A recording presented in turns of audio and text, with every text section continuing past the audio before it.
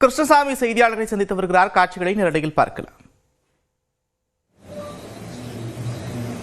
வாசுதேவநல்லூர் சட்டமன்ற தொகுதியில் பால்ராஜ், சங்கரங்கோவில் சட்டமன்ற தொகுதியில் பொறியாளர் இ பிரபாகரன், கடையநல்லூர் சட்டமன்ற தொகுதியில் திருமதி கவிதா, நான்குநேரி சட்டமன்ற தொகுதியில் தமிழ் செல்வி, விருதுநகர் சட்டமன்ற தொகுதியில் மா பாலசுப்பிரமணியம், விளாத்திகுளத்தில் பே மாடசாமி,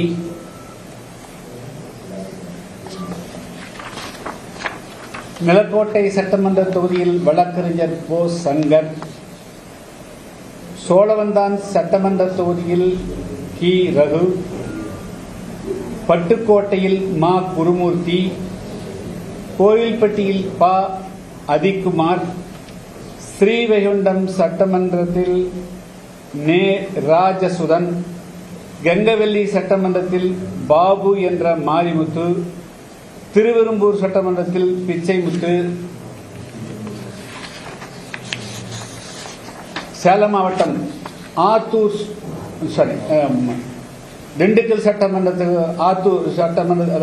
திண்டுக்கல் மாவட்டம் ஆத்தூர் சட்டமன்ற தொகுதியில் ஜெயபிரகாஷ்,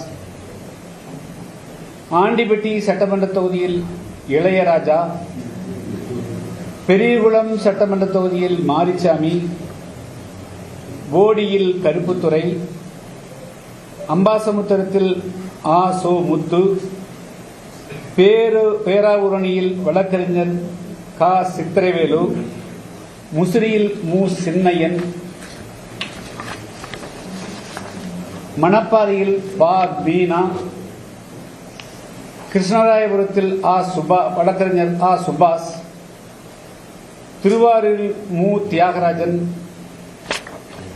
கீழ்வேலூரில் கே சுரேந்தர், மன்னார்குடியில் பா பாரதி, நாகப்பட்டினத்தில் இ ராஜசேகரன், நன்னிலம் சட்டமன்ற தொகுதியில் மு தமிழ்செல்வம், ராமநாதபுரம் சட்டமன்ற தொகுதியில் க முனியசாமி, பரமக்குடி சட்டமன்ற தொகுதியில் பிரகாஷ் பாண்டியன், காரைக்குடியில் சே நியூட்டன் பாபு, மானாமதுரை ராஜமாணிக்கம், திருமயம் ஆ சுப்பையா, விராலிமலை ஆ செல்வராஜ், புதுக்கோட்டை க ரங்கன், தென்காசி சட்டமன்ற தொகுதியில் சோ திருமலைக்குமார், மதுரை கிழக்கில் ஆ பாரதி ராஜா, மேலூர் சட்டமன்ற தொகுதியில் பன்னீர்செல்வம், சாத்தூரில் சு வேல்முருகன், திருமங்கலம் சட்டமன்ற தொகுதியில் வை புண்ணியவதி, உசிலம்பட்டி சட்டமன்ற தொகுதியில் சு முருகேஸ்வரி, ஓட்டப்பிடாரம் சட்டமன்ற தொகுதியில் டாக்டர் க கிருஷ்ணசாமி நான் போட்டியிடுகிறேன்.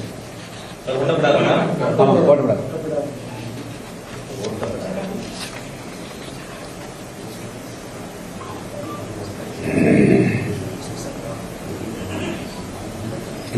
இரண்டு தொகுதியில் நீங்க ஒரு தொகுதி அவர் ஷியாம்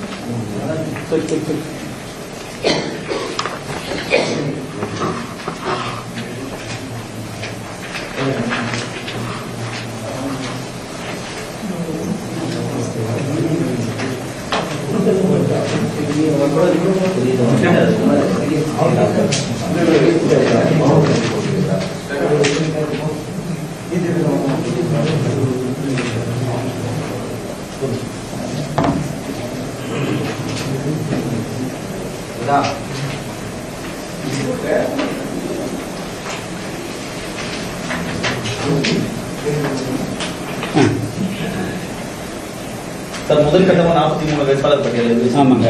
இந்த தொகுதிகளில் வெற்றி வாய்ப்புகள் எப்படி இருக்கும்? ஏற்கனவே 60-70 தொகுதிகள் சொல்லியிருந்தீங்க. இது எதன் அடிப்படையில் தேர்வு பண்ணி இல்லை, நாங்கள் ஏற்கனவே நாங்கள் தொடர்ந்து 60 70 சட்டமன்ற தொகுதியில் தேர்வு செய்து அதில் போட்டியிடுவோம் என்று அறிவித்தோம். இப்பொழுது 43 சட்டமன்ற தொகுதிக்கான வேட்பாளர்கள் பட்டியல் தயாராகிவிட்டது. அது அறிவித்திருக்கிறோம். மீதி எந்தியக்கூடிய அந்த வேட்பாளர் தேர்வு நடைபெற்றுக் கொண்டிருக்கிறது. அது நாளை மறுதினம் அது முடிஞ்சிடும். அது அறிவிக்கணும். இரண்டாம் கட்ட வேட்பாளர் பட்டியல் உறுதியாக இருக்குது. எப்படிங்க? என்ன மனமாற்றம்?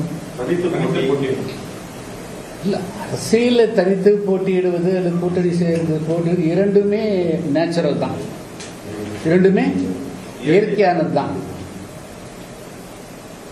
ஆக்சுவலாக இன்ஃபேக்ட்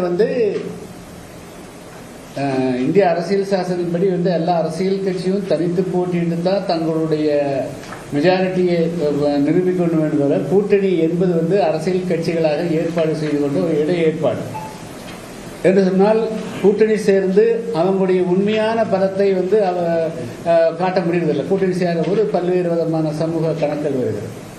இல்லை, இது தனித்து போட்டியிடுவது வினோதமானதோ அல்லது தவறானதோ அல்ல, இது இயற்கையானது.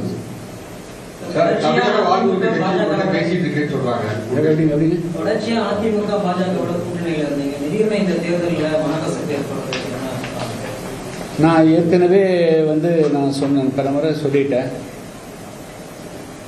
நாங்கள் தமிழ்நாட்டில் 2026 சட்டமன்ற தேர்தலில் ஒரு நல்ல ஆட்சியை கொண்டு வரணும் அப்படிங்கிறது தான் எங்களுடைய பிரதானமாக நோக்கமாக இருக்குது.